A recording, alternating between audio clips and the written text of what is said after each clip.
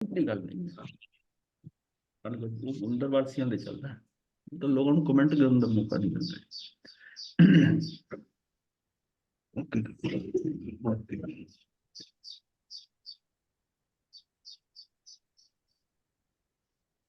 नव तत्व में हमारा विषय जो है अब आठवां विषय जो निर्जरा है, नौ तत्व में से आठवां निर्जरा जो है वो चल रहा है।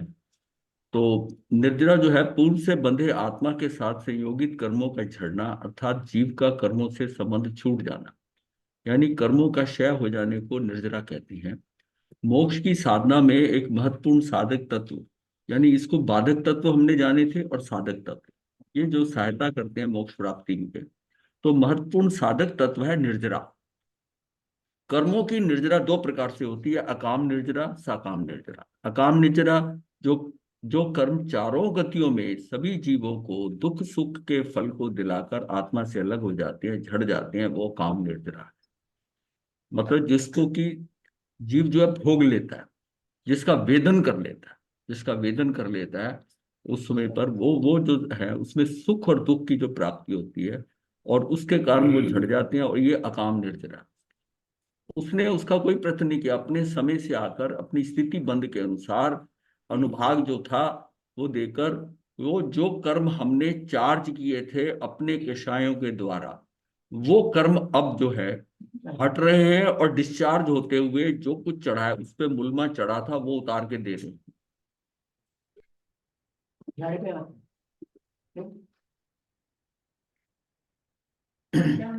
काम निद्रा हमेशा बेहोशी की हालत में होती है। उसमें अपना कुछ आत्मज्ञान, हाँ, मोक्षाभिमुख नहीं हुआ है, नहीं हुआ है। इसका मतलब वो अपने स्थिति से, वो तो नेचुरल वे में जा रहे हैं, दुख महसूस कर रहे हैं, आप उसमें रिएक्शन करते हैं तो नया कर्म बांध लेते हैं, और रिएक्शन नहीं करते तो नहीं है। तो लेकिन वो निरपेक्षी दृष्टि हाँ पूर्ण ज्ञान में भी होती है। निरपेक्षी दृष्टि जो हाँ होती है, हाँ, तो अकाम निर्जरा में भी, तो दोनों में क्या फर्क है? नहीं वहां तो वो तो आपके शाही हो गए ना। जो हाँ। उसको तो जिसको आप निरपेक्ष दृष्टि कह रहे हो, निरपेक्ष दृष्टि कब होती है? जब वीतरागता आ जाती है। तो वीतरागता आ गई तो कषाय चले गए, मोहनी कर्म खत्म हो गया। फिर उसका तो कर्म का अलग है, ये कर्म जो है ये तो स्वतः ही आ रहे हैं, और आज तक हम क्या करते आ रहे हैं, ये जितना गमना गमन हो रहा है, जितना हुआ अनादि से लेके अब तक इस जन्म में, उसमें हम क्या कर रहे थे? कर्म बांध रहे हैं और कर्म भोग रहे हैं। भोगते हुए फिर जो रिएक्शन करते हैं, प्रतिक्रिया करते हैं, उसके कारण जो है हमारे नवीन कर्म बन रहे हैं, और कर्मों से हम छुटकारा ही नहीं हो पाए। हल्के हल्के कर्म जो थे उदय में आए, हमने भारी बांध ली, हम उस टाइम ज्यादा गर्मी खा गए, ज्यादा उसके रिएक्शन कर गए। और हल्के उतार मतलब भारी आए तो हो सकता है हमने हल्के में उतार लिया। पर ये जो है सांप सीढ़ी का खेल जो है, ये जो है, ये लूडो तो चलती रही है, कभी सीढ़ी मिली कभी सांप मिला, इसी तरह ही यही है, आज तक चल रहा है। और फिर मनुष्य कोई पहली बार थोड़ी बने, मनुष्य भी कई बार बने, हर गति में हर जगह गए हैं। तो इसका मतलब ये सारा खेल तो चलता रहा, ऊपर भी बढ़ते रहे हैं और नीचे भी जाते रहे।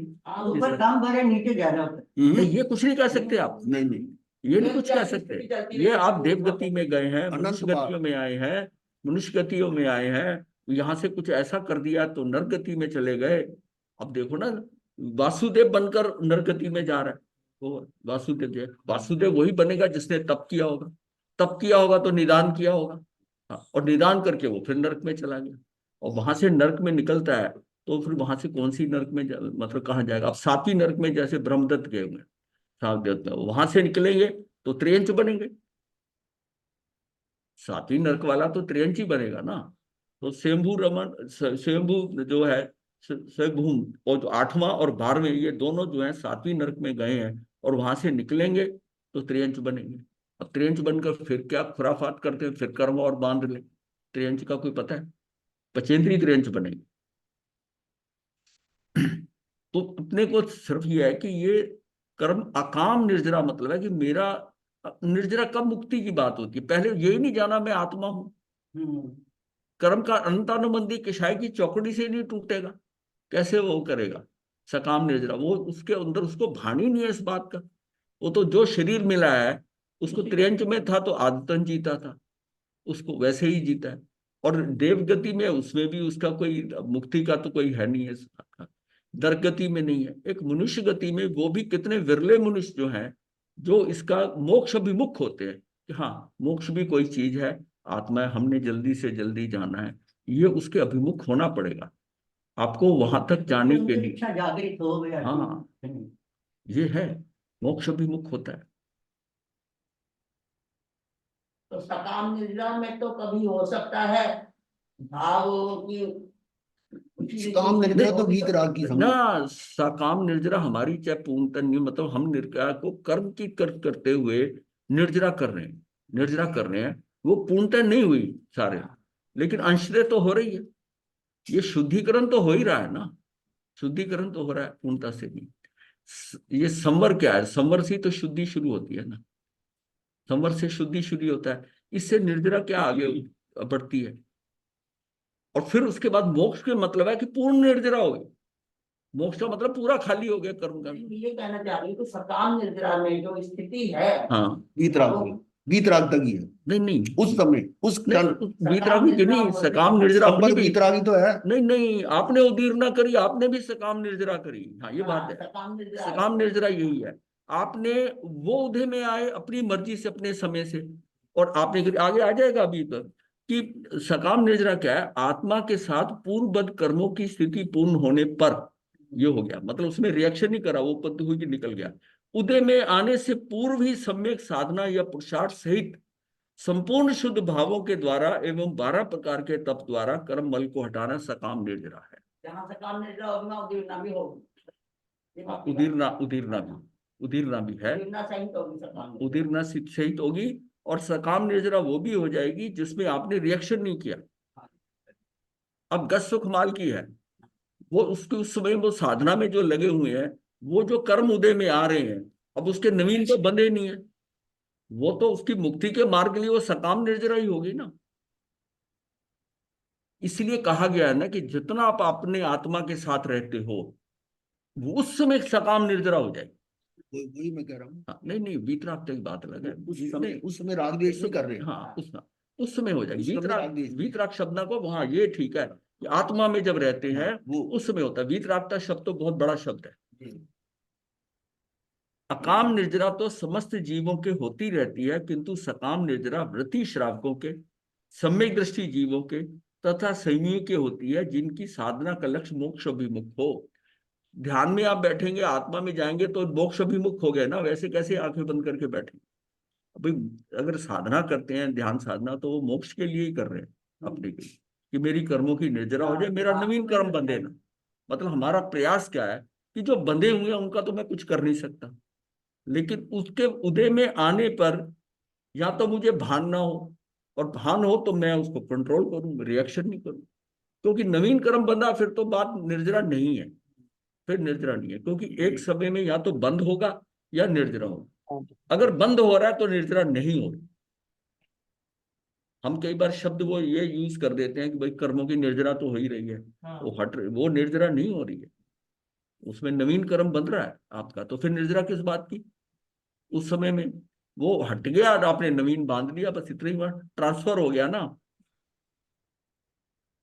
तो यहां पर है कि जिनकी साधना का लक्ष्य मोक्ष अभिमुख हो, जैन सिद्धांत दीपिका के अनुसार तपस्या के द्वारा कर्मों का विच्छेद होने पर आत्मा की जो उपलब्धि होती है वह निर्जरा है। अब तप करके कर रहा है और पूर्णतः सम्यक तप कर रहा है, तो उसकी उसकी निर्जरा, वो कर्म की निर्जरा हो सकती, उसकी होगी। इस परिभाषा के अनुसार तपस्या निर्जरा का कारण है। कारण में कार्य का उपचार करने से तपस्या को भी निर्जरा कहा जाता है।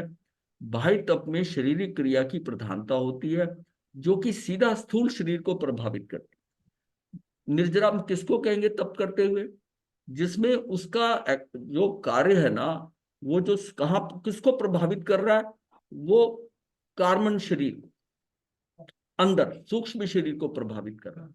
एक शरीर जो है वो कर रहा है कि ऊपर ही ऊपर कर रहा है। हाँ, यानी उस तपेली को, जिसको आप पतीली भी कह देते हो, तपेली को, वो तपेली को जो है बाहर तपेली गर्म किए जा रहा है तप कर करके, और उसके अंदर जो पड़ा हुआ मक्खन है वो घी नहीं बन रहा। जिस समय उसकी वो तप की गर्मी जो है वहां तक पहुंचे। तब की भीतर तब और मान लिया उसमें वो कोई है ही नहीं, मक्खन है। अब खाली तपेली को अगर आप गर्म करते रहोगे तो कुछ दिनों बाद देखोगे वो टेढ़ी मेढ़ी हो जाएगी। सिर्फ गर्मी देने से उसके अंदर गर्मी ट्रांसफर नहीं हो रही, अंदर कुछ डालोगे तो वो गर्मी खींच लेगा। उसे गर्म करते गए तो वो धीरे धीरे देखोगे कि उसकी ना शेप बिगड़ गई, शेप बिगड़ गई गर्म करने से, और अंदर कुछ है। और मतलब वो गर्मी वहां तक जानी चाहिए। अगर आपने इस गर्मी को सिर्फ शरीर के ऊपरी सतह के ऊपर ही रहने दिया, उस तप को, उसका अंदर असर नहीं हुआ, तो ये कहीं ना कहीं कोई प्रॉब्लम क्रिएट करेगी, क्योंकि वो उसका प्रभाव जो है स्थूल शरीर पर ही हो रहा है, और उसमें जो एक्चुअल काम है वो तो हो नहीं रहा।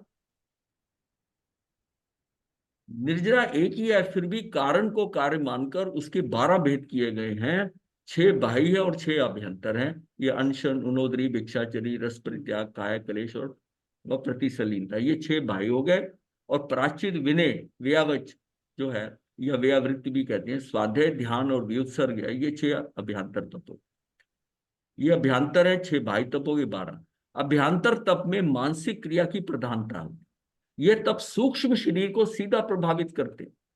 यानी इसका मतलब ये हुआ कि जिसमें हम तप, बाह्य तप कर रहे हैं, तब भी हमारे अंदर जो विनय है, व्यावच, स्वाध्याय करते हैं, ध्यान कर रहे हैं उस समय करते हुए, क्योंकि उसमें स्वाध्याय में भी अच्छा लगेगा, शरीर हल्का होगा, ध्यान भी बहुत अच्छा लगेगा, व्युत्सर्ग कर सकते हैं, तब उसका सही फायदा है। अगर आपने तप करके और एसी चला के ड्राइंग रूम के अंदर बैठ गए और टीवी चला लिया और तप है, बस भोजन नहीं खाया, वो तप नहीं है, वो तप नहीं है, उससे कार्य नहीं कोई होगा। तो 6 अभ्यंतर तप और 6 ये मानसिक क्रिया की प्रधानता होती है। यह तप सूक्ष्म शरीर को सीधा प्रभावित करते हैं, सीधा हमारा सूक्ष्म शरीर पर प्रभावित होता है। जिसको शरीर के स्तर पर कुछ तप करता है लेकिन उसको आनंद आता है, तो कि आनंद इसलिए आएगा कि अगर सूक्ष्म शरीर में सीधा प्रभावित वो तप कर रहा है, तो उसमें जो तप के उसके कारण जो कर्म अगर उसके हट रहे हैं, कर्म वही हटेंगे तप के कारण, जिनकी उदीरना होगी या जिसकी स्थिति बंद है, जिनका बाधा काल खत्म हो चुका है, वो उतना तप वहां पर तप छुए। तप छूने का मतलब है कि उतनी गहराई में बैठा ध्यान कर रहा है, तप भी किया हुआ है, बाहर से उपवास किया हुआ है और ध्यान कर रहा है। इसलिए कहा है कि जब शिविर में आप तप करते हो ना, वो बहुत यूजफुल हो जाता है, और आपने करके देखा है। हाँ हाँ, जिन्होंने भी किया है कि जो तप उस टाइम शिविर में तप किया जाता है, उसका उसकी ध्यान साधना के अंदर पूरा सहयोग मिलता है, पूरा सहयोग। क्यों? उसका असर जो है, क्योंकि कम से कम, क्योंकि साधना के अंदर 7.5-8 घंटे तो उसका होना ही है, साधना होनी है 8 घंटे की। उस साधना में अगर उसका उसने जो है उपवास भी साथ में कर रखा है और अंदर भोजन नहीं है, तो सारी ऊर्जा जो है वो काम का होगी, सारी शक्ति कहाँ लगेगी? वो वहीं लगेगी, अंदर लगेगी, सारी अंदर लगेगी। इसलिए आम तप करना अलग बात है, या जब हम तप करें तो उसमें स्वाध्याय ध्यान पूरा करें, तब तब उसका फल जो है उसको मिलेगा, स्वाध्याय में और ध्यान में। तो अभ्यंतर तप में मानसिक क्रिया की प्रधानता होती है। यह तप सूक्ष्म शरीर को सीधा प्रभावित करता है। बाह्य तप वह है जिससे शारीरिक क्रिया की प्रधानता हो, तथा जो बाह्य द्रव्यों की अपेक्षा सिद्ध होने से दूसरों को दिखाई देती है। बाह्य तप जो होता है वो दूसरों को दिखाई देता है, ये स्थूल शरीर को सीधा प्रभावित करता है। अगर हमारा स्थूल शरीर के ऊपर ही सारा प्रभाव रहता है तप का, तो समझो कि आपने वो प्राप्ति नहीं की है उसमें। उसमें ये जो प्राप्ति ना, जैसे और धर्मों में भी, सनातन धर्म है उसमें भी, हिंदू धर्म में, उसमें योग कराते हैं, और उससे क्या होता है, शरीर को तप करते हैं तो उसको योग के अनुसार उसकी मन वचन काया में थोड़ा उसको रिलैक्स, आराम मिलता है, शरीर की पाचन क्रिया थोड़ी ठीक हो जाती है, ये होता है। उन्होंने उस ध्यान को, उसको मतलब उपवास को उसलिए ले लिया। वो भी उपवास कराते हैं, वो भी उपवास कराते हैं, पर उनका आत्म साधना से कोई मतलब नहीं है। उससे वो कहेंगे कि ठीक है तुम्हारा पेट खराब है, ये है, उपवास कर लो। अब उस दृष्टि से ज्यादातर लोग जो है वो जो है उपवास करते हैं, या उसको कहते हैं कि आज तूने सिर्फ पानी पीना है, या सिर्फ फलाहार करना है, वो उसको ऐसा तप कराते अन्न ना अंदर जाए।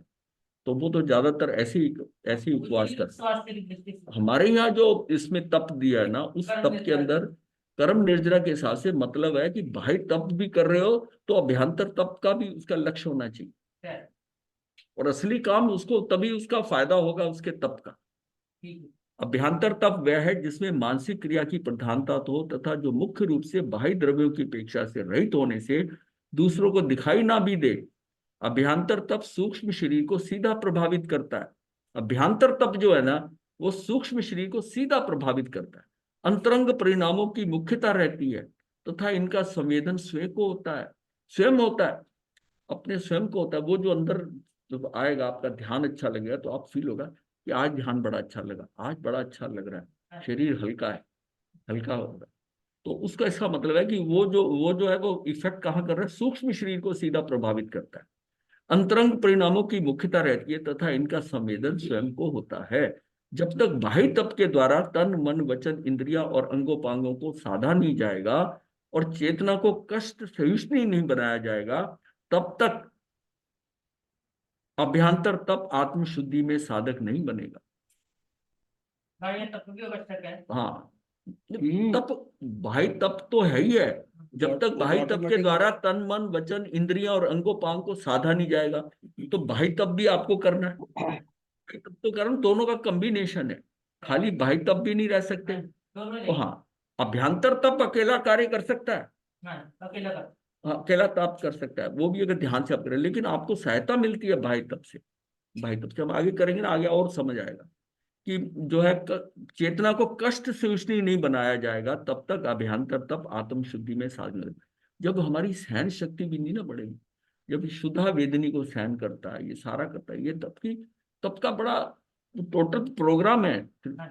उसमें एक चीज नहीं है सिर्फ कि भूखा ही रहना है। उस तप से आपके अंदर जो चेंजेस आ रहे हैं, जो सारे आ रहे हैं, जो अंदर टॉक्सिन है, अब योग के कार्य में तो जो अंदर टॉक्सिन है वो खत्म हो जाते हैं।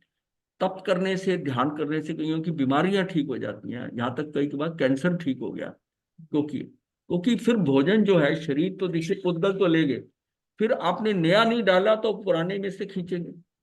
तो पुराने में से कई बार क्या होता है, जब खींचते हैं तो कई बार विषाणु और कीटाणु जो है वो भी खत्म हो जाते हैं, और कई बार बीमारियां ठीक हो जाती हैं तप करने। कैंसर जैसी बीमारी हाँ, ठीक हाँ, हो जाती है वो। जाएगा। तब तक अभ्यंतर तप आत्म शुद्धि में साधक नहीं बनेगा। बाह्य तप और अभ्यंतर तप दोनों परस्पर पूरक हैं, ये दोनों ही पूरक हैं। इसलिए बाह्य तप का भी उतना ही महत्व है जितना कि अभ्यंतर तप का। अभ्यंतर तप का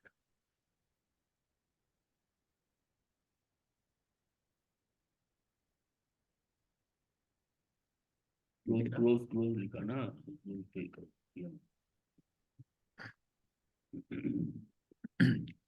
तो इसमें क्या है कि ये, अब जैसी ये लाइन आई ना, शुद्धि की उत्पत्ति संवर है, शुद्धि की वृद्धि निर्जरा है, और शुद्धि की पूर्णता मोक्ष है। मतलब शुद्धि की ग्रेडिंग हो गई, शुद्धि की उत्पत्ति संवर है, शुद्धि उत्पन्न शुरू होगी, शुद्धि होनी शुरू होगी तो संवर हो गया, शुद्धि की वृद्धि होनी होगी, निर्जरा हो गई, और शुद्धि की पूर्णता जो है मोक्ष। दोनों ही तप एक दूसरे से परस्पर संबंधित हैं, इन्हें पृथक पृथक नहीं किया जाता। जैसे संतरा और उसका छिलका, दोनों एक दूसरे के पूरक और सहायक हैं। छिलके के बिना संतरे की रक्षा नहीं हो सकती, एवं उसमें रस बनने के तक सुरक्षित रखने में छिलका उसका सहायक है। तथा केवल छिलका हो तो संतरा नहीं कहा जाएगा और ना ही उसका कुछ मूल्य होगा। बाहर छिलका होता है तभी संतरे के भीतर रस पैदा हो सकता है। दोनों को पृथक करके मूल्यांकन नहीं कर सकते। भीतर में रस बनता है तो उसका प्रभाव बाहर छिलके पर पड़ता है। अगर तप किया है और तप आपके चेहरे पर, आपकी त्वचा के ऊपर अगर रिफ्लेक्ट नहीं हो रहा, इसका मतलब तप अंदर तक नहीं गया। अंदर अंदर गया तो रस पैदा होगा, तो चेहरे पे चमक भी आएगी, और वो कुछ भी नहीं बोले तो आपको लगेगा कि इसने तप किया है। तब पहचान लिया जाता है कि ये तप तपस्वी का चेहरा है।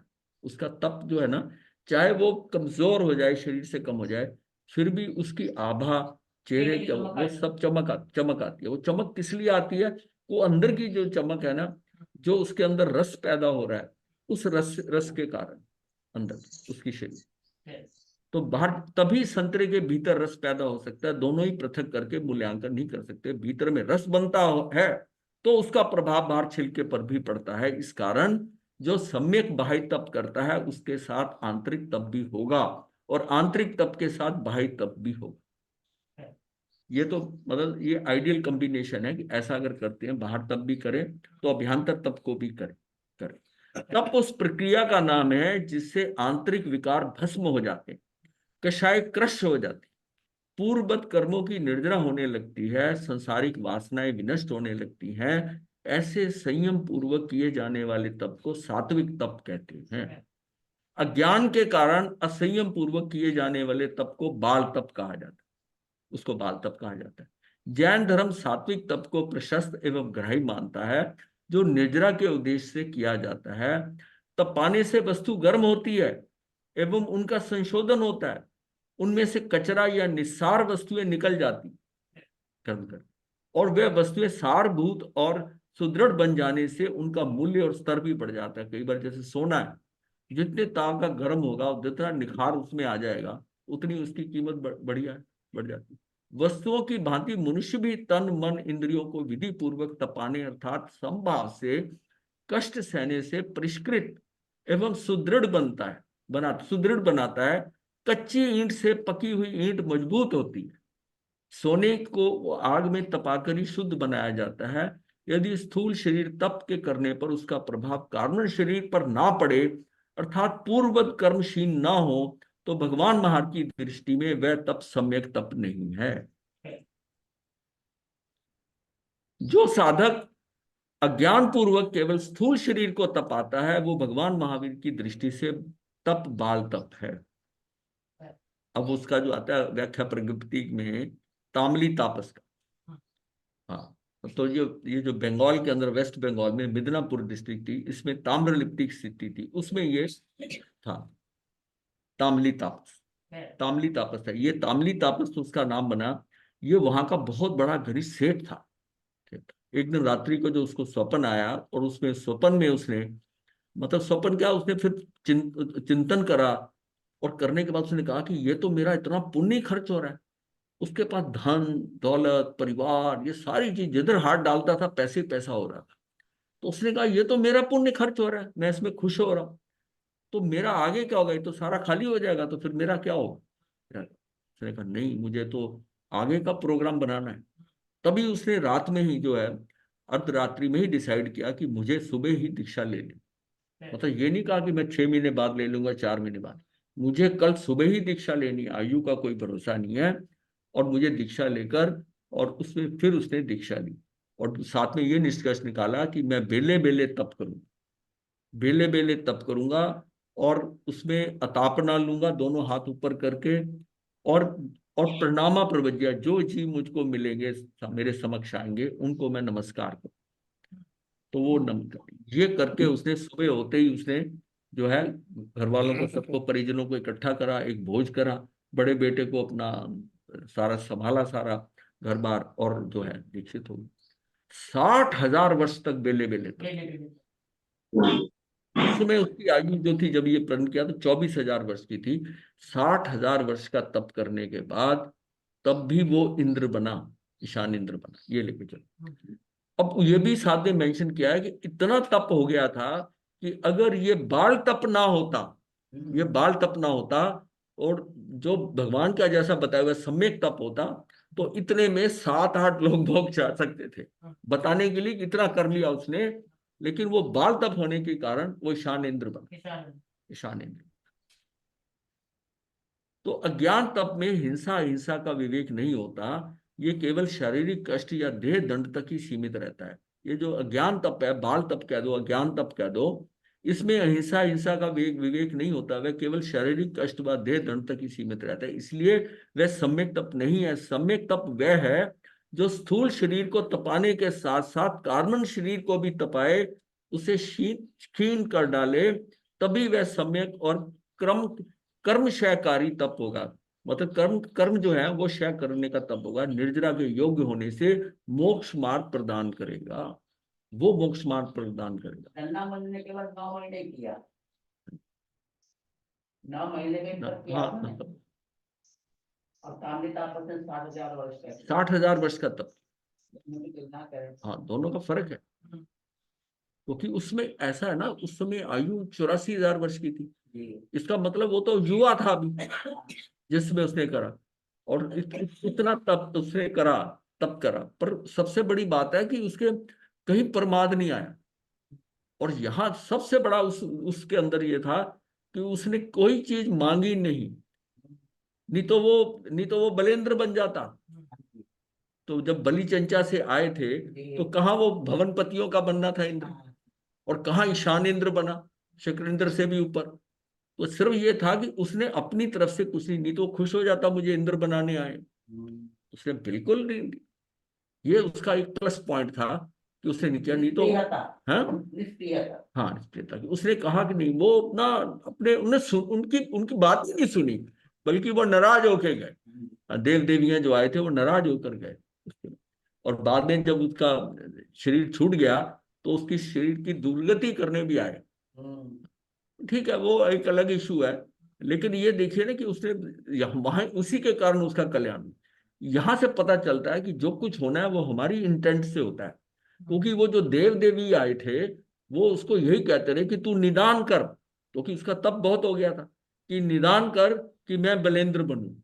ये उसको कहते थे कि तू निदान कर, क्योंकि वो एक्चुअल में अगर जैसा लोग दूसरे समझते हैं कोई भगवान होता है वो भेजता है वहां पर, तो वो उसको भगवान को जाके कहते हैं भी ये आदमी हमको भेज दो हमारी जगह पे।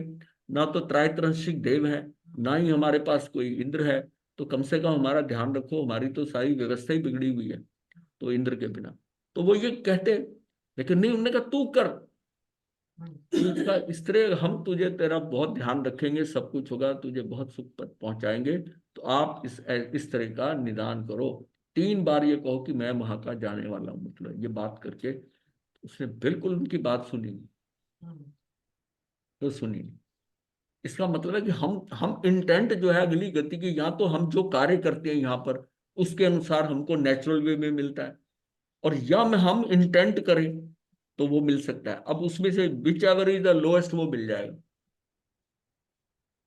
तो भावों से भी आदर नहीं दिया उनकी बात को। अब भावों से भी आदर नहीं दिया, कहीं पर है कि क्या मैं मतलब यहां तक ही नहीं सोचा कि ये बता दे रहे हैं इंद्र, देखिए एक गृहस्थ को जो इंद्र बन रहा है तो उसको वो तो ये आ ही जाएगा। और वो उसने बिल्कुल ध्यान नहीं दिया, इस बात ध्यान ही नहीं दिया। देखा जाए तो उसमें निष्क्रियता गुण ही उसका। हाँ, उसको ले गया वहां तब। और वो गुण इतना तप जो इतने सालों का इतना पारना, मतलब जो दो बेले बेले पारना करता था। और हाँ, उसमें एक और बात थी कि जो चावल लाता था उसको 21 बार धो के खाता था, निसार करके खाता था, उस चावल को भी धो के खाता 21 बार। हाँ, तो ये निर्जरा का मतलब ये है कि निर्जरा तो अपने को कैसा कि ये खेल सारा भावों का है कि कितने उत्कृष्ट भाव है, कितने भाव है, उतनी निर्जरा समझ लो कि उस हिसाब की निर्जरा, और कहाँ जीव को ले जाता है उसके भाव में। और इसके लिए हम दोनों को, मोहम्मद सेठ को और शाली भद्र को कंपेयर करते हैं कि उसने किन भावों से दी खीर दी और उसने किन भावों से लड्डू दिया।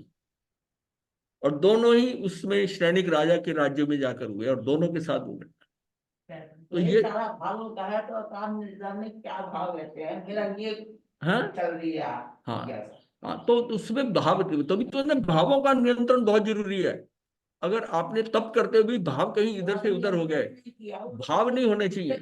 हाँ, तो अब नेक्स्ट आता है 9वां वाला है, मोक्ष का है। तो मोक्ष में है कि आत्मा से समस्त कर्मों को छूट जाने को मोक्ष कहते हैं। सम्यक दर्शन, सम्यक ज्ञान, सम्यक चरित्र की समन्वित यानी युगपत साधना, मतलब समन्वित साधना, कंबाइंड तीनों की युगपत पूर्णता होने पर, संवर निर्जरा की पूर्णता होने पर जीव की अशुद्धता का सर्वथा नाश होकर जीव जड़ कर्मों और शरीर से पूर्णता पृथक होता है, यही मोक्ष है। मोक्ष किसी स्थान पर पहुंचने को नहीं कहते, अपितु संपूर्ण कर्मों से मुक्त जीव की परिपूर्ण शुद्ध अवस्था को प्रकट होने को मोक्ष कहते हैं। हाँ जी, हो गया पहले, हाँ, हो गया। वन तो पहले ना, जीव जीव बंद। हाँ बंद हुआ, बंद हुआ, फिर पुण्य पाप आश्रय हुआ, 3 का संपर इंद्रा बंद। बंद तो बहुत पहले, हम तो क्लियरेंस में लगे हुए हैं, बंद वाला काम तो जो बाधक तत्व है। मोक्ष किसी स्थान पर पहुंचने को नहीं कहते, अपितु संपूर्ण कर्मों से मुक्त जीव की परिपूर्ण शुद्ध अवस्था को प्रकट होने को मोक्ष कहते हैं। 8 कर्मों में से 4 घाती कर्म, 11वर्णी, दर्शनावर्णी, मोहनी और अंतराय, ये ध्यान से सुनो आप। ये चार जो है, 8 कर्मों में से 4 घाती कर्म, ज्ञानावरणी, दर्शनावरणी, मोहनी और अंतराय कर्म पहले ही क्षीण हो जाते हैं। इससे केवल ज्ञान प्रकट होकर अरिहंत अवस्था प्राप्त हो जाती है। इसके बाद शेष चार अघाती कर्म, अघाती कर्म वेदनीय, आयुष, नाम और गोत्र कर्म शेष रह जाते हैं। जिस समय ये 4 अघाती कर्म भी पूर्णतः क्षय हो जाते हैं, अर्थात अघाती कर्मों से भी संबंध छूट जाता है, उसी समय में उस समय में केवली भगवान का औदारिक मनुष्य शरीर से भी वियोग हो जाता है और मनुष्य की अवगाहना का 2/3 ठोस आकार शरीर में से 1/3 पोलार का विलय होने से एक समय में लोक के ऊपरी तन यानी लोकाग्र में अंतिम भाग पर जाकर स्थित हो जाता है। तो यहां से उठकर और सिद्ध, अब कहते हैं ना सिद्ध शिला भी चलाएगा, सिद्ध शिला भी पार कर जाता है। सिद्ध शिला जो है 45 लाख योजन की है, 45 लाख योजन की है, और उसमें उसके बीच में से निकल कर जाता है और उसमें किसी को स्पर्श नहीं करता जीव। कर्मों का पूर्णतः संबंध विच्छेद होने से जीव के पुनर्जन्म का भी अभाव हो जाता है, क्योंकि पुनर्जन्म के किसी भी कारण के न रहने से नवीन शरीर के धारण का कारण ही नहीं रहता। पर कारण कैसे दोबारा आएगा, कर्म बंधेगा तो। अब ये उसका तो स्पर्श गुण ही नहीं है आत्म प्रदेशों का, और कर्म रहे नहीं है, कर्म रहे नहीं है। अब उसमें क्या है कि उसमें सारी कषाय, अब उसका सब कुछ खत्म हो गया। अब जैसे कहते हैं ऊपर से अवतरण हो जाए, कोई अवतरित नहीं हो सकता। हाँ, तो पुनर्जन्म के किसी भी कारण के ना रहने से नवीन शरीर के धारण का कारण नहीं रहता। गौतम स्वामी ने भगवान महावीर से पूछा, बनते मुक्त जीव कहाँ रुकते हैं, वे कहाँ प्रतिष्ठित हैं, वे शरीर कहाँ छोड़ते हैं और सिद्ध कहाँ होते हैं? ये गौतम स्वामी भगवान ने प्रश्न किया। तो भगवान ने कहा, मुक्त जीव अलोक से प्रतिहत हैं, लोकांत में प्रतिष्ठित हैं। लोक से तो लोक के जहां अलोक आ गया, अलोक से तो प्रतिहत है, वहां तो रुके हुए हैं लोक से, और लोकांत में प्रतिष्ठित है। और वही लोकांत के अंदर जो है, जहां पर जीव लोक और लोक को मिल रहा है, वहां पर ये लोक में ही अंदर है, लोक के अंदर ही है, वहां तक ही है, उसके आगे जा नहीं सकते, क्योंकि धर्मास्तिकाएं नहीं है। तो मनुष्य लोक में शरीर मुक्त होते हैं और सिद्धि क्षेत्र में भी वे सिद्ध होते हैं। निर्वाण कोई क्षेत्र का नाम नहीं है, मुक्त आत्मा ही निर्वाण है। वे लोकाग्र में रहती हैं, इसलिए उपचार दृष्टि से उसे भी निर्वाण कहा जाता है। कर्म पुतगलों से प्रभावित आत्मा संसार संसार मतलब लोक में भ्रमण करती है। भव भ्रमण काल में ऊर्ध्व गति से अधोगति और कभी अधोगति से ऊर्ध्व गति होती है। अधोगति का हेतु कर्मों की गुरुता गुरुता और ऊर्ध्व गति का कर्मों की लघुता। कर्मों का घनत्व मिटते ही आत्मा सहज ही ऊर्ध्व लोकांत तक चली जाती है। मतलब कोई उसको ये नहीं कहता तू यहां तक जाना है, तूने अब 11वें देवलोक तक जाना है, अब ये यहाँ जाना है 10वें तक नहीं। तो जितना तुम हल्के हो गए हो, वहां जाके गैस के गुब्बारे की तरह है कि अगर उसमें ज्यादा गैस भरी है तो वो थोड़ा और ऊपर चला जाएगा, नहीं तो जहां लेवल आएगा उसकी ग्रेविटी का वहां रुक जाएगा, वहां आकर रुक जाएगा। इसी तरह जीव का जो कर्म, जो भारी कर्म जैसे आ रहे हैं, भारी कर्म है अशुभ, वो उसको नीचे ले जाएंगे, अशुभ कर्म। इसका ये अब चीज है, ये हम समझ सकते हैं कि वो जो कर्म हमारे अशुभ बनते हैं ना, वो डेंसिटी में हैवी है, वो डेंसिटी में भारी है, क्योंकि उसके ऊपर जब हमारे शुभ कर्मों का मुलमा चढ़ता है, मतलब वो चार्ज होते हैं, तो वो भारी होकर वो नीचे की तरफ हमको उसका वेट ज्यादा होता है, और जब वो छूटते हैं तो हम जो है हल्के हो जाते हैं, और यहां से और हल्के होते हैं लोग से तो ऊपर की तरफ उठते हैं। जितने जितने हम हल्के होंगे उतने उतने उस लेवल पे, यहां तक कि उन देवलोकों में भी जो पाथड़े हैं, जो प्रतर हैं, उसमें भी कौन से प्रतर पे जाना है वहां तक का लेवल भी है, वहां तक है कि वो वहां उस जगह चला जाएगा, उस जगह चला जाएगा। तो ये सारा जो है ये हमारे उन कर्मों का, और उसको कोई ले जाने और कोई भेजने वाला नहीं है, कोई भेज सब, ये सब जो हम यहाँ कर रहे हैं, जो हमारी भावधाराएं बन रही हैं, जो हमारी विचारधाराएं हैं, उसके अकॉर्डिंग हमारे भावों से सारे कर्म बन रहे हैं। मतलब क्रिया से बनना तो बाद में है, पहले तो भाव से ही बनते हैं। जब तक कर्म का घनत्व होता है तब तक लोक का घनत्व उस पर दबाव डालता है, यहाँ आ गया, यहाँ पर ही आ गया। कर्मों का घनत्व मिटते ही आत्मा सहज ही ऊर्ध्व लोकांत तक चली जाती है। जब तक कर्मों का घनत्व यानी डेंसिटी घनत्व होता है उसका, तब तक लोक का घनत्व उस पर दबाव डालता है। जो ही कर्म का घनत्व मिटता है, आत्मा हल्की होती है, तब लोक का घनत्व उसकी ऊर्ध्व गति में बाधक नहीं बनता। गति का नियमन धर्मास्तिकाय सापेक्ष है। लोकांत में धर्मास्तिकाय की सीमा समाप्ति के साथ ही गति समाप्त हो जाती है।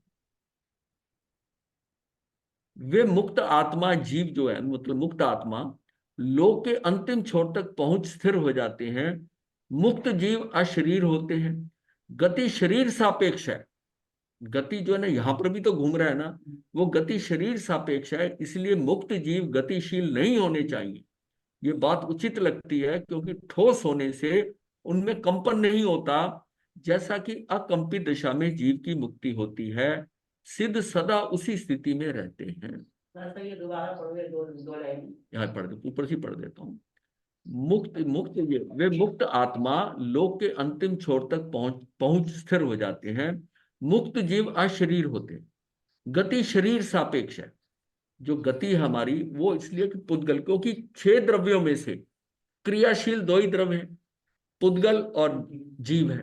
पुद्गल और जीव है, और इनके कॉम्बिनेशन से ही ये जो है हो रहा है। अब उसमें उसको ले जाते हैं, जैसे वो कार्बन शीट इसके बंध के कारण उसमें गति है। ये बिल्कुल वैसे ही है जैसे हमारी, वो अकेलों के अंदर उसकी स्थिति नहीं है, लेकिन इस ये बंद होने से जीव है, जीव के अंदर इसमें गति जो है शरीर सापेक्ष आ गई, शरीर के सापेक्ष आ गई। लेकिन जिसमें अंत में ये कहा जाता है कि यहाँ तो शरीर में यहाँ घूमता रहा तो उसकी गति है, नहीं। उस समय पर जब सारे कर्म छूट गए तो फिर ये आता है कि जैसे अरिंद की फली में से बीज उछलता है, तो लास्ट में वो जो वो छूटा ना, उस छूटने का रिएक्शन से ना वो ऊपर उठता है, उठता है। इसका उसका मतलब उसमें गति नहीं है, गति नहीं है पर वेग। आत्म प्रदेशों के अंदर हाँ वो वेग मिलता है, उसको वेग मिलता है। और वो वेग ऐसा मिलता है कि एक ही समय में कहीं पर भी है, एक ही समय लगना है, एक ही समय में जाना है। तो जब हम ये बात करते हैं कि इसमें गति है, जीव गति करता है, क्रिया करता है, तो यहाँ कंफ्यूजन हो जाता है लोग कि भाई यहाँ भी तो जगह जगह गतियों में जाता है, ऊपर अधोगति में जाता है, नीचे तो गति करता है। ये तो अनुकूलित कर देगा। हाँ, नहीं अनापूर्वी भी ले जाना तो लगा, वो तो गाइड करता है, पर वो गति करने लायक है वो इसलिए कि शरीर के साथ है। शरीर का मतलब कार्बन शरीर और तेज शरीर, तेज शरीर है। इन शरीर के कारण उसको गति मिल रही है, गति मिल रही है। और जब वो लास्ट में कार्बन शरीर और वो शरीर भी हट गए तो उसके बाद वो थोड़ी है कि वो बदल सकता है, नहीं बदल सकता। और उसमें जो वो कंपैक्ट हुआ, 2/3 हुआ, तो अब उसका शरीर भी बदलता नहीं है, वो बिल्कुल वैसा ही सीधा ऊपर उठ के जाता है। क्योंकि अब शरीर को बदलने का जो है, आत्म प्रदेशों को छोटा बड़ा करने का, संकुचित विस्तार करने का, वो नामकर्म ही नहीं है, वो उसके अंदर है ही नहीं। अब उसको कौन कम बढ़ती करेगा? एक बार जो बन गया वो उतना ही रहेगा, उसकी उतनी आत्म प्रदेशों का वही आकार रहेगा। अब आकार में ये नहीं कि ऊपर जाकर, नहीं तो ये भी होता कि ये सारा आकार जो होता कम हो जाता। अब यहां जब वो खत्म हुआ, कर्म खत्म हुआ, तो एकदम वो बीच में गैप खत्म हुआ है, और कोई आकार नहीं। तो जहां जहां हम जिस शरीर में गए उस शरीर का हम आकार बनाते रहे, उस शरीर का। अब यहां तो सब छूट गया, यहां तो सब छूट गया, तो अब उसका वो उतना ही शरीर जो भी उसका रह गया, 2/3 रह गया उस समय। और 2/3 भी पोलार के कारण है कि उसके अंदर के जो गैप थे वो खत्म हुए। इसका मतलब हमारा 1/3 जो अंदर है वो खाली है, खाली है। एक विशिष्ट शरीर के आकार में हाँ जी, आत्मा आयु पर्यंत रहती है, जो उसकी आयु बंधी हुई है। हाँ हाँ, तो उतनी देर तक, उतने समय तक आत्मा उस शरीर में जो है रहती है। ये कार्बन शरीर के कारण से, हाँ कार्बन शीट के कारण और और आयुष, शरीर के कारण से ही बाद में आकार प्रदान हो जाता है। मतलब कार्बन शीट जो, तो आयुष जो उसने बांधा है, उसका स्थिति है उतने उतने तक वो रहेगी रहेगी रहेगी रहेगी। आत्मा इतनी शक्तिशाली है, तो आत्मा को शरीर में रोके रखने वाला कार्बन शरीर ही हुआ। आयुष कर्म से रोकने वाला आयुष कर्म है, रोकने वाला आयुष कर्म है। नाम कर्म तो उसका आकार दिया हुआ है, नाम कर्म से उसका आकार है। अब जब ये मान लिया, हमने ये बताया था ये बात कि कोई मनुष्य है, जैसे अब मनुष्य ने गति बांध ली घोड़े की बांध ली। अब मनुष्य का शरीर छूटा, मनुष्य का शरीर छूटा तो उसमें जो उसका आकार है, क्योंकि यहाँ का नामकरण तो मनुष्य का था, और इसका मनुष्य के आकार के उसके वो शरीर बना हुआ है उसी आकार का। यहां से वो जाएंगे ना आत्म प्रदेश, तो उसी आकार में जाएंगे, मनुष्य के आकार में, और जा रहे हैं घोड़े की उसके अंदर। तो जिस मतलब मादा घोड़े के अंदर वो गए, और जैसी जाकर प्राप्ति हुई, उसकी शेप जो है ना वो बदल। और ये इसका उल्टा भी है कि अगर मान लिया घोड़ा या कुत्ता है, उसने मनुष्य बनना है, उससे बनना है, तो उसके आत्म प्रदेश भी उसी शेप में जाएंगे, और वहां का नामकरण होते ही उसका शेप वैसे उसमें चला जाएगा जैसे ही। ये मतलब ये चीज हमने डिस्कस की है नामकरण के अंदर। हाँ, उससे हो जाएगा। मतलब यहाँ पर उसको चेंज करने का कोई सिस्टम नहीं है। यहाँ का इस भव में मेरा जो नामकरण था, जिस शरीर का था वो शरीर का है। अब वो कर्म मेरे खत्म हुए, आयुष कर्म खत्म हुआ, और मैं उसी शेप में चला गया। और नया वाले का भी शुरू नहीं हुआ नामकरण, उसकी पर्याप्ति पहले होगी, पर्याप्ति होने के बाद फिर उसकी जब शरीर की रचना होगी उसमें, तब वो चेंज होगा, तब चेंज होगा।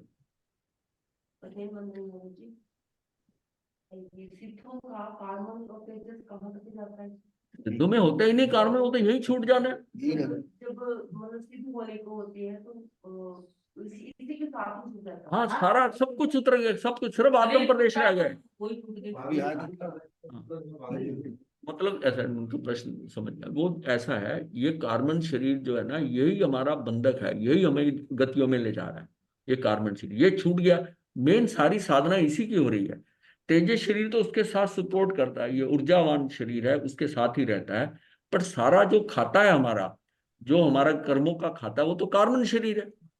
अब मैं कार्बन शरीर कह दूं, या उसमें नाम कर्म आयुष सारा कह दूं, तो सारा है तो एक ही है ना, सारा खेल तो उसमें कार्बन शरीर में। तो जब यहां से शरीर छोड़ते हैं, तो एक तो जीव का तो क्या, जीव के तो आत्म प्रदेश है, आत्म प्रदेश है, और उसके साथ संलग्न है, ये उनको छू भी नहीं रहा।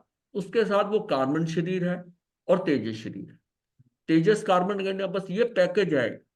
ये समझ लो कि चलने की बैटरी तेजस शरीर है, कार्बन शरीर में सारा रिकॉर्ड है, सारा खाता है उस जीव का। और ये जो है, ये तो शुद्ध आत्मा, आत्म प्रदेश जो जा रहे हैं, ये आत्म प्रदेश जो जा रहे हैं, ये सारा ही इसके साथ क्या जा रहा है, आत्म प्रदेश भी है, और उसके साथ जो भाव बने हुए पीछे, भाव मन सारा, वो भी साथ कैरी कर रहा है, वो भी कैरी, क्योंकि उसका जाकर जो द्रव्य मन बनना है वहां पर होना है, वो इस पिछले जन्म के भाव मनों के अकॉर्डिंग द्रव्य मन होगा। वो सारी द्रव्य मन जाएगी। तो वो उसका सिर्फ क्या है, द्रव्य मन तो यही रह गया, बंधु है। तो उसके जो भाव जितने एकत्रित करें वो है आत्म प्रदेशों के साथ, वो भाव मन है। अब ये क्या है कि इसका मतलब है कि जैसे हमारी संज्ञाएं हैं, संज्ञाएं, चारों संज्ञाएं हैं, ये भी हमारे संस्कार हैं, संज्ञाएं हैं, ये सारी जो है।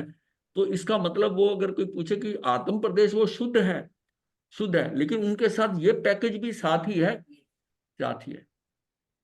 और ये क्योंकि भावों से आत्मिक है, तो इसके साथ है।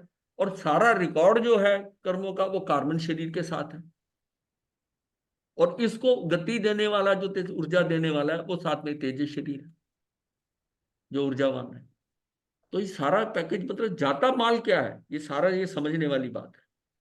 अब मेरे संस्कार हैं, मेरी संज्ञाएं हैं, और जो मैंने यहाँ पर भावों से एकत्रित किया है कर्म में, वो सारा पैकेज साथ ही है।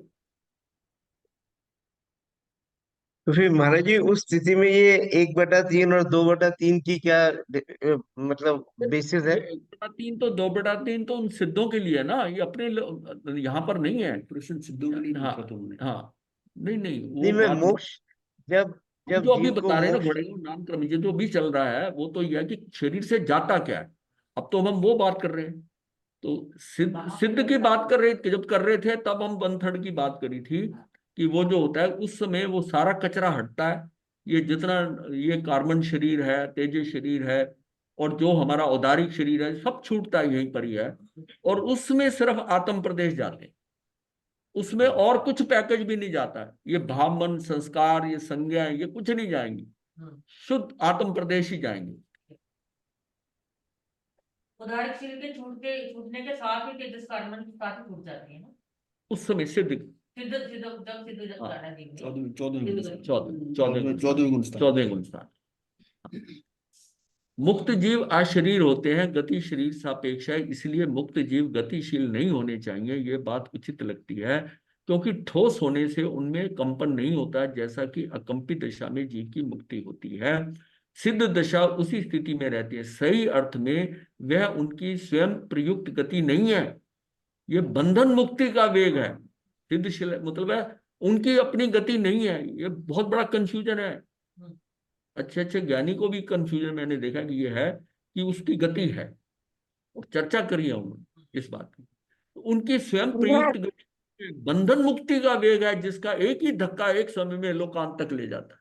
नहीं तो भगवान शास्त्रों में वो अरिंद की फली का क्यों एग्जाम्पल देते? उड़ जाती है ना, एकदम करके उड़ जाती। इसका अरंड की फली का भी आता है, और कुम्हार का चाक का भी आता है, हाँ साइकिल के पैडल का भी आता है। हाँ।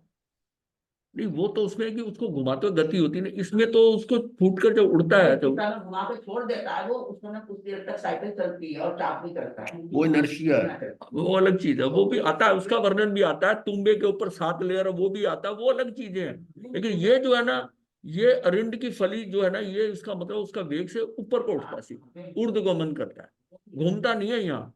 ऐसा एक ही धक्का एक समय में लोकांत तक ले जाता है। पूर्व अयोग्य जनित, पूर्व जो है ना वेग के कारण कुम्हार का चक्कर घूमता है। ये आ गया ना, मिट्टी से 8 परतों पर लिखी हुई तुम्बी जल तल से डूब जाती है। जैसे जैसे लेप उतरते जाते हैं, वे सारे लेपों को हटने से तुम्बी जल के ऊपर स्तर पे आ जाती है।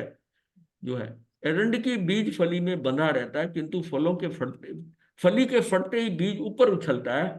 अग्नि की शिखा, अब अग्नि देख लो, वो लपट जैसे आग लगी वो ऊपर की उठती है, ऊपर की। अग्नि की शिखा, धुआं ऊपर उठता है। अग्नि की शिखा स्वभाव सिद्ध लागू होने के कारण ऊपर की ओर जाती है, स्वभाव सिद्ध। इसी प्रकार कर्म रहित जीव की ऊर्ध्व गति के 4 कारण हैं। पूर्व प्रयोग है, असंगता है, बंध विच्छेद है, और तथाविध स्वभाव है। ये 4 इसके हैं, 4 इसके हैं। मुक्ति की दशा में आत्मा का किसी दूसरी शक्ति में विलय नहीं होता। वह किसी दूसरी सत्ता का अवयव या विभिन्न अवयवों का मतलब अंगों का अवयव मतलब अंगों का संघात नहीं है। वह स्वयं स्वतंत्र सत्ता है, उसकी अपनी स्वतंत्र की सत्ता है, किसी और के साथ नहीं है। इसलिए वह स्वयं अखंड है, उसकी सहज रूप प्रकट होता है। यही मुक्ति है। मुक्ति जीवों की विकास की स्थिति में भेद नहीं होता, किंतु उनकी सत्ता स्वतंत्र होती है। सत्ता का स्वातंत्र्य मोक्ष की स्थिति का बाधक नहीं है। अविकास या स्वरूपावरण उपाधि जन्य होता है। इसलिए कर्म उपाधि के मिटते ही वह मिट जाता है। ये मुक्त आत्माओं का विकास और स्वरूप समकोटिक हो जाता है, इकट्ठा सारा एक एक कोटि एक हो जाता है। आत्मा का जो पृथक पृथक स्वतंत्र सत्ता है वो उपाधिकृत नहीं है, वह सहज है। इसलिए किसी भी स्थिति में उनकी स्वतंत्रता पर कोई आंच नहीं आती। आत्मा अपने आप में पूर्ण है, इसलिए उसे दूसरों पर आश्रित रहने की कोई आवश्यकता नहीं। वो आत्मा खुद ही संपूर्ण है, उसको अब किसी के ऊपर आश्रित रहने की जरूरत नहीं है। किसी अंग किसी के साथ जुड़ना या कैसे, कुछ नहीं, वो बिल्कुल है। मुक्त दशा में आत्मा समस्त वैभाविक आदि व्याधि जितना सब तो छूट ही जाते हैं, तो वैभाविक आदियों औपाधिक विशेषताओं से विरहित हो जाती है। अब उसकी जितनी औपाधिक विशेषताएं उससे भी हट गया, और जो उसकी वैभाविक आदियों उससे भी हटा। मुक्त दशा में आत्मा समस्त जय इनसे विरहित हो जाती है। मुक्त होने पर पुनरावर्तन नहीं होता, क्योंकि पुनरावर्तन का हेतु कर्म चक्र है। कर्म का निर्मूल नाश होने पर फिर कर्म का बंध नहीं होता। कर्म का लेप सकर्म को होता है। तो ये इसमें अर्थात समस्त कर्मों का क्षय होना मोक्ष है। एक तरफ तो आत्मा मुक्त हो गई है, हाँ जी, और एक तरफ वो बिल्कुल भी नहीं सकते अपने स्थान से, अटल भी है। हाँ। ये दोनों विरोधाभास है। क्या हुआ? हिलना काय के लिए? हिलना काय के लिए? कुछ करना ही नहीं है। वो तो आगुरु लघु गुण उसका है। उसका कुछ नहीं, उसने हिलना कुछ नहीं करना, वो तो बड़ा शांत है। अव्ययवाद वही तो सब है। सुख उसका क्या है? लघु गुण तो है ना आगे। है हाँ, गुण तो अगुण है। लघु तो वहाँ पे 8 गुण तो है ही है ना। कोई स्पंदन क्यों नहीं? हो रहा है। ये आत्मा में तो आत्म प्रदेश ये स्पंदन तो हो रहा है। आत्मा के इनहेरेंट गुण है, जिसको हम आत्म प्रदेश कह रहे हैं। इनके ये तो उसके गुण है, 8 गुण है। हाँ, 8 गुण तो है, उसमें है उसमें है, उसका प्रदेशत्व भी है। वो, बस हाँ वो पर्याय उसकी अपनी स्वयं ही है बस। हाँ, वहां तो उसमें मतलब उसका वो इतना सुख में है कि उसको और कुछ जरूरत नहीं है। पूरा लोक उसमें झलक रहा है, पूरा लोक झलक रहा है, तब भी उसको कुछ करने की नहीं, कुछ करना नहीं, पूरा लोक झलक रहा है। हर समय शुद्ध पर्याय है उनकी। पर्याय तो बदलती है, परिणमन हो रहा है, वो तो हो रहा है ना, नहीं तो जीवत्व ही ना रहे अगर ये जब परिणमन नहीं होता। परिणाम तो सतत जब होगा। जाओगे पता हो जाएगा, क्लियर हो जाएगा ना, इतना सोचना क्या है। तब सोच नहीं रहेगा ना ये। हाँ तो ये सोचना, ये सोचना, जिज्ञासा अब उठ रही है, सोचना उससे यहाँ पहले ही, उठेगी। सोचना यहाँ भी क्यों है। जब जानने की इच्छा होती है तब वो पता नहीं चलता, और जब इच्छा खत्म हो जाती है जानने की तब सब कुछ मिलता पता ही चल तभी जाता है। है, इच्छा जब तक है तब तक मिलता नहीं है। जब जब कहा तक चले नहीं है, हाँ, चलते हैं जब तक रास्ते सारी में। इच्छाएं खत्म नहीं होंगी मिलेगा नहीं। कर्मों का क्षय होते ही जीव को एक समय में एक साथ 3 अवस्थाएं, शरीर का वियोग, सिद्धिमान गति और लोकांत में स्थिति प्राप्त हो जाती। तीनों इकट्ठी होती है। शरीर का वियोग होते ही एक का वियोग हुआ, साथ में ही उछला, सिद्धिमान गति और लोकांत में स्थिति। एक समय में सारा काम होना है, जिसका कोई डिवीजन नहीं हो सकता। यहाँ और वहाँ। हाँ, और ये 7 राज्यों का डिस्टेंस कवर होना है। और यहां से जैसे मतलब कुछ फर्क ही नहीं है, मैं एक समय को डिवाइड ही नहीं कर सकता। शरीर छूटा, ऊपर उठा और वहां पहुंचा, सारा एक समय में हो रहा है। हम ये कैसे आधे रास्ते में आधा समय नहीं है, वो एक ही समय में सब कुछ होना है। मोक्ष मनुष्य शरीर से ही मिलता है। शुद्ध आत्मा का मनन मोक्ष मार्ग है। निवृत्ति पथ मोक्ष मार्ग है। जो निवृत्त होता है वही मुक्त हो जाता है। निवृत्ति का अर्थ है प्रवृत्ति को रोकना। मिथ्यात अवृत्ति प्रमाद कषाय और योग, मन वचन काया की शुभ अशुभ क्रियाओं का त्याग करना। मोक्ष प्राप्ति का उपाय संवर और निर्जरा है। गुण स्थान आरोहण होता है और निवृत्ति से प्रवृत्ति से नहीं, निवृत्ति से होता है। गुण स्थान जो आरोहण होता है निवृत्ति से है, प्रवृत्ति से नहीं है। हम सोचते हैं कि हम मुक्ति पाएंगे प्रवृत्ति करके, मैं ये कर लूं, मैं वो कर लूं। तो वो तो प्रवृत्ति करने से करने का नहीं होगा, भाव निवृत्ति से होगा। मैं ये ना करूं, मैं ये ना करूं। है। मतलब हमें कुछ करने से, मैंने कुछ कुछ कर्म ना है, करने से है। मतलब क्या, कुछ क्रिया है तो कर्म है, तो कर्म बंद जाना है। अगर क्रिया करी तो क्रिया है तो कर्म है, तो कर्म का बंद हो गया। अब क्रिया अच्छी थी तो पुण्य बंध गया, पाप बंध गया, शुभ अशुभ बंध गया। कुछ नहीं करना, साधना सारी यही है, यही पुरुषार्थ है, यही सम्यक पुरुषार्थ है कि मैं कुछ ना करूं, निष्क्रिय बनना। निष्क्रिय, कुछ ना करूं, अक्रिय। तभी तब आप जाकर अयोगी केवली बनोगे। जब तक सहयोगी केवली यहीं पड़े हुए निकम्मा। अयोगी। बिल्कुल, मुझे मतलब मैं कुछ, हम यही समझते हैं कि हम कुछ करेंगे तो होगा, क्योंकि यहाँ जो संसारिक वृत्तियां हैं इसमें तो भी करेगा तो काम होगा ना, पढ़ेगा तो पास होगा, पढ़ेगा तो पास होगा, कुछ तो कुछ कर- करेगा तो करेगा। तो फिर कर्म कुछ अवश्य नहीं करना, फिर कर्म तो आ ही गया ना। हाँ, कुछ नहीं करना। आपने पढ़ना है पर कितने बच्चे बच्चे का का सीख रहे हैं। मुझे क्या बच्चे का तो सीख ही रहे हैं ना। ये जो बात भी है, ये बात की, पहले पढ़ना है फिर कुछ नहीं करना। पहले तो पूरा काम करना ही है। पहले कह रही थी काश ना करके तो इसमें मेरे को काश में करने की भी जरूरत नहीं। सूत्रकार कहते हैं कि हे भव्य जीव, व्यर्थ ही कोलाहल करने से तुझे क्या लाभ। इस कोलाहल से तू विरक्त हो, एक चैतन्य मात्र वस्तु आत्मा को स्वयं निश्चल होकर देख। इस प्रकार 6 मास तक निरंतर अभ्यास कर और देख कि ऐसा करने से अपने हृदय सरोवर में आत्मरूपी कमल खिलता है या नहीं। ऐसा प्रयत्न करने से आत्मा से साक्षात्कार अवश्य होता है। और ये तो श्रीमद राजचंद्र जी ने कहा है कि तू 6 महीने ऐसा करके देख, गारंटी है तू सम्यक दर्शन मेरे से ले लियो।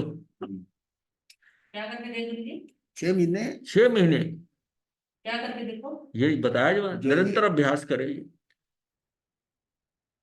अक्रिय होने का। हाँ, मतलब इस प्रकार 6 मास तक निरंतर अभ्यास कर और देख कि ऐसा करने से अपने हृदय सरोवर में आत्मरूपी कमल खिलता है या नहीं। ऐसा प्रयत्न करने से आत्मा से साक्षात्कार अवश्य होता है। यदि ये आत्मा स्वयं में 2 घड़ी उद्गल द्रव्य से भिन्न अपने शुद्ध स्वरूप का अनुभव करे, अर्थात उसमें लीन हो, परिचय आने पर भी न डिगे, तो घाती कर्मों का नाश हो, केवल ज्ञान उत्पन्न करके फिर अघाती कर्मों का क्षय होने पर मोक्ष को प्राप्त हो। आत्म अनुभव का ऐसा महात्म्य है। अंततः प्रश्न यह है कि मोक्ष का पुरुषार्थ कैसे हो। कोई भी गृहस्थ यदि चाहे तो 4 प्रकार का पुरुषार्थ ही कर सकता है। अर्थ, काम, धर्म और मोक्ष, ये 4 तरह का पुरुषार्थ बताया है। सामान्यता है जो संसारी मनुष्य हैं वे अर्थ और काम इन दो पुरुषार्थ ही करने में कटिबद्ध है। मतलब वो इसी में लगे हुए हैं, अर्थ और धन कमाएं और काम में अपनी इच्छाएं सब पूरी करें। तो अर्थ और काम इन 2 पुरुषार्थ ही करने में कटिबद्ध है। अर्थ यानी संपत्ति, धन दौलत, रुपए, जमीन, मकान आदि किसी वस्तु को एकत्रित करने का पुरुषार्थ, संचित करने का पुरुषार्थ, चाहे वह वैभव के रूप में, चाहे परिवार के रूप में हो, चाहे मकान व्यापार बढ़ाने के रूप में हो, ये सब अर्थ पुरुषार्थ के रूप में आता है। और फिर इन संग्रहित वस्तुओं का भोग करना, उपभोग करना, परिभोग करना, यह कहलाता है काम का पुरुषार्थ। काम का पुरुषार्थ सामान्यतः काम का अर्थ यौन लिप्सा से किया जाता है, पर यह मान्यता अपूर्ण है। सभी 5 इंद्रियों की उछलती हुई लालसा, प्रीति अर्थात इंद्रियजन उल्लासित प्रीति का नाम काम है। ना शांत होने वाली कामना, जो कामना शांत होने वाली कामना, उसको काम। इंद्रिय सुखों की प्रियात्मक अनुभूति काम है। इंद्रिय सुखों की प्रियात्मक अनुभूति काम है। ये काम का मतलब डेफिनेशन, इसका परिभाषा जो है ब्रॉड परिभाषा कर दी कि 5 इंद्रियों की उछलती हुई लालसा, प्रीति उनके प्रति, इंद्रिय जन्य उल्लासित प्रीति का नाम काम है। ना शांत होने वाली कामना है, इंद्रिय सुखों की प्रियात्मक अनुभूति काम।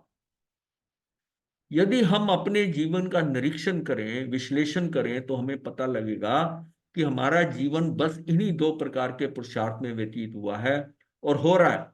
यदि ऐसा नहीं लगता तो भविष्य में भी अर्थ व काम के पुरुषार्थ में शेष जीवन भी व्यतीत होगा। अगर तो आपको ये महसूस हो कि हाँ बात सही है कि ये अर्थ और काम में ही मैं लगा हूं, तो उसका मतलब उसको थोड़ी समझ आ गई। और अगर उसको ये भी नहीं लगता नहीं नहीं ये तो ठीक हो रहा है, ऐसा नहीं लगता, तो भविष्य में भी वो अर्थ और काम का पुरुषार्थ वो उसी में व्यतीत करे, वो उसको समझ ही नहीं आएगी। ज्ञानियों के अनुसार ये दोनों ही हमारी भ्रांति हैं।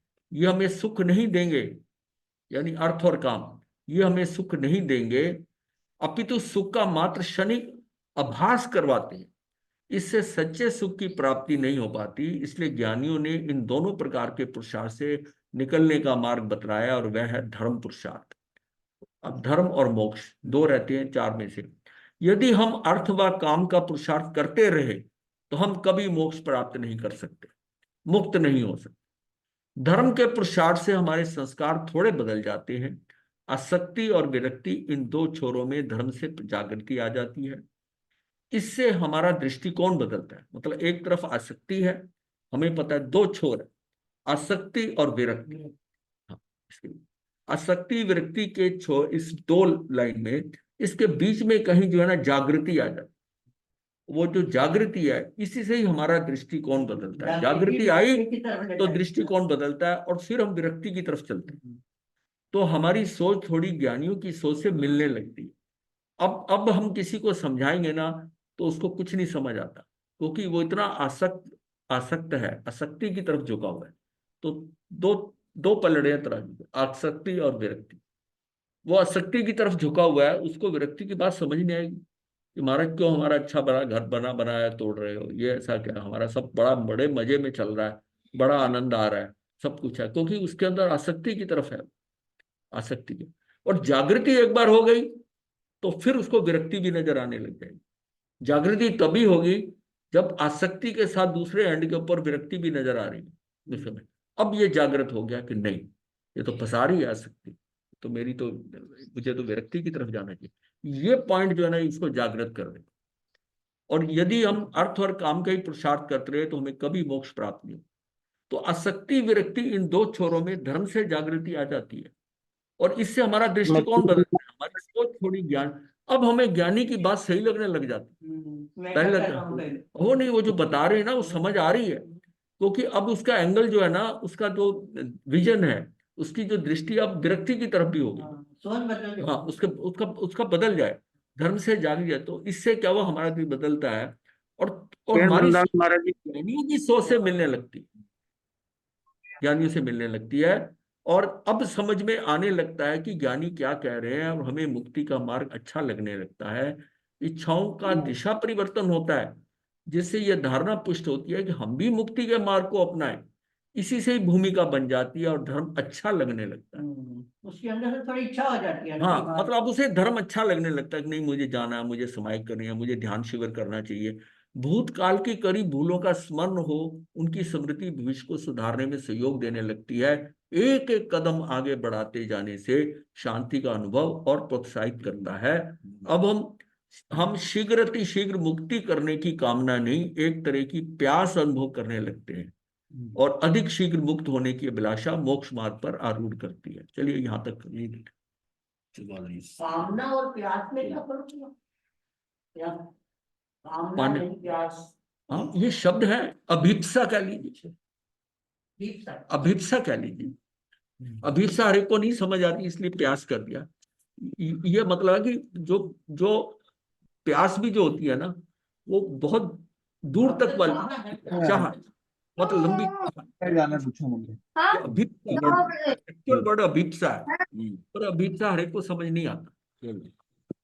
नमो आर्यहंताणं नमो सिद्धाणं नमो आर्याणं नमो वैचायनं नमो लोये सब साहुनं ऐसो पंचन सब पापन समन मंगलानं सबवे सही परम यतारि मंगलम हंताणं सिद्धां साहुमं केवली कनतो धम्मो मंगलम यतारि लोगत्मा हंता लोगत्मा सिद्धा लोगत्मा साहु लोगत्मा केवली कनतो धम्मो लोगत्मा यतारि शरणं प्रवज्जामि हरिहन्ते शरणं प्रवज्जामि सिद्धे शरणं प्रवज्जामि साहु शरणं प्रवज्जामि नतं धम्मं शरणं प्रवज्जामि हरिहन्त शरणं सिद्धो शरणं साधु चार शरण सुख सताई